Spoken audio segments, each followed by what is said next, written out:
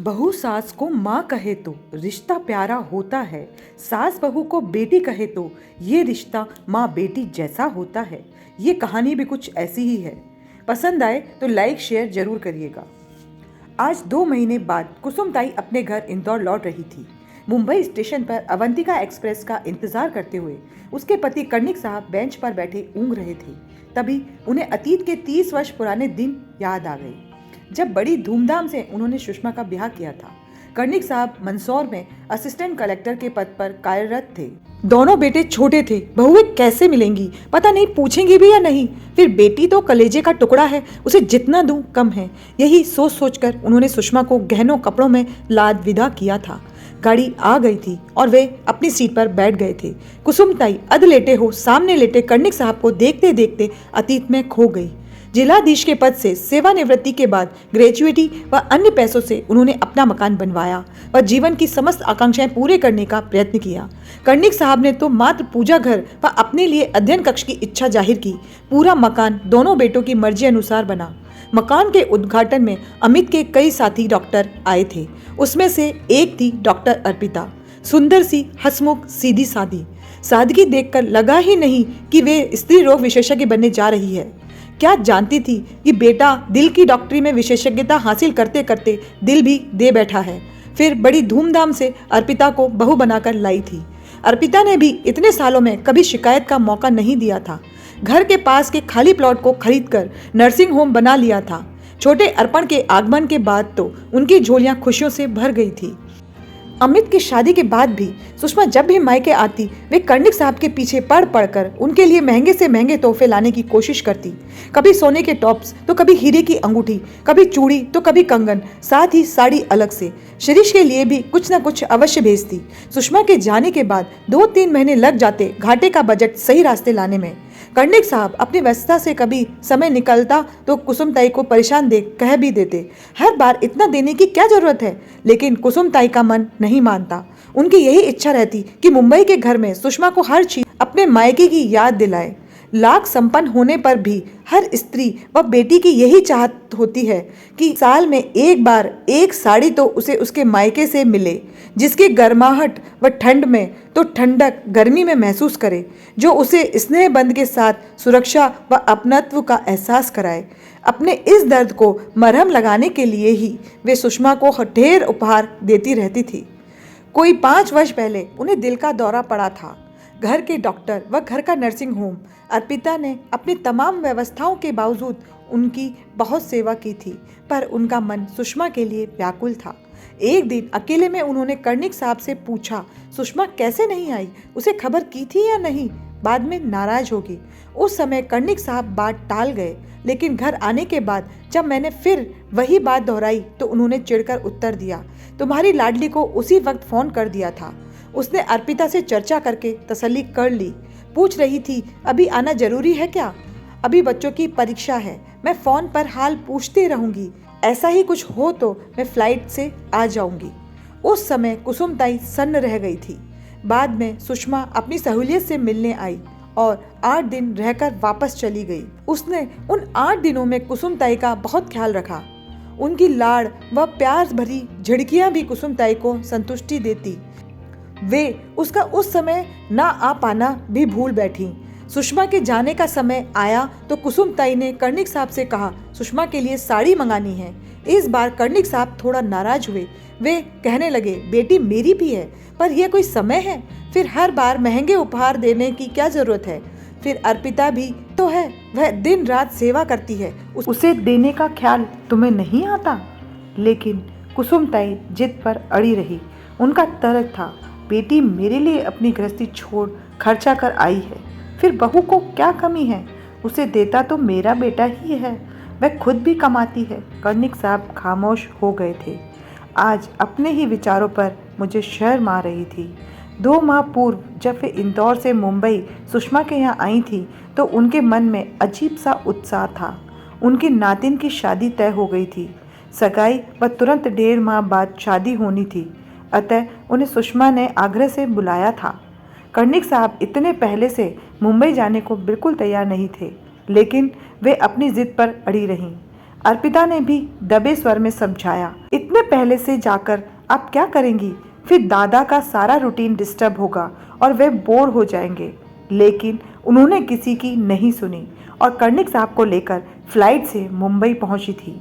Airport पे सुषमा व शिरीष लेने आए थे, लेकिन सुषमा के चेहरे के कृत्रिम स्वागत की औपचारिकता उन्हें खटक गई थी। घर पहुंचकर अपने लिए अलग कमरा व सारी व्यवस्था देख वे गदगद हो गई थी। फिर 8 दिन तक रोज नए पकवान, रोज शाम बाहर की सैर, वे खुश थीं। उन्होंने कर्णिक साहब को अकेले में कहा, देखा, अपने घर में भी सारी सुख सुविधाएं हैं, पर किसी को हमारे लिए फुर्सत है क्या? कर्णिक साहब मुस्कुरा दिए थे। उस मुस्कुराहट का अर्थ आज वे समझ रही थीं। 15 दिन बीतते ही सुषमा के व्यवहार में आया परिवर्तन वे महसूस करने लगी थीं, पर खुद को समझाती कि नहीं नहीं, सुषमा दिल से चाहती थी कि मैं उनके घर आकर रहूं, मदद करूं। फिर धीरे धीरे वे अच्छी तरह समझ गईं कि वह मात्र औपचारिकता थी जिसे वह आग्रह समझ बैठी थी। शादी की तैयारी की प्लानिंग वह और शिरीष कर चुके थे। उनकी दखलंदाजी पर वह बात बात में खींच उठती। कुसुम ताई सोचने लगी, बहू 20 साल से साथ रहती है, कभी उन पर न खींची थी न उनकी उपेक्षा की थी। हर बात में उन्हीं से राय ली जाती थी, वह उनका निर्णय ही अंतिम होता। आने जाने वालों को कुसुम यही जताती कि आई दादा के आने से उन्हें कितनी मदद मिल रही है, लेकिन उसका व्यवहार उन्हें अपेक्षित व आहत करता रहा। अपनी बेटी के व्यवहार की शिकायत करे भी तो किससे? धीरे धीरे शादी वाला दिन भी आ गया। इंदौर से अमित सपरिवार आ पहुंचा। अमित व अर्पिता ने पूरा इंतजाम अपने हाथ कर सुषमा को मुक्त कर दिया। शादी बड़े होटल में थी।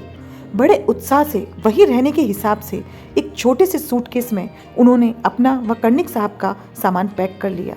पानी पीने के लिए वे किचन की ओर बढ़ रही थी, तभी सुषमा के शब्द उनके कानों में पड़े।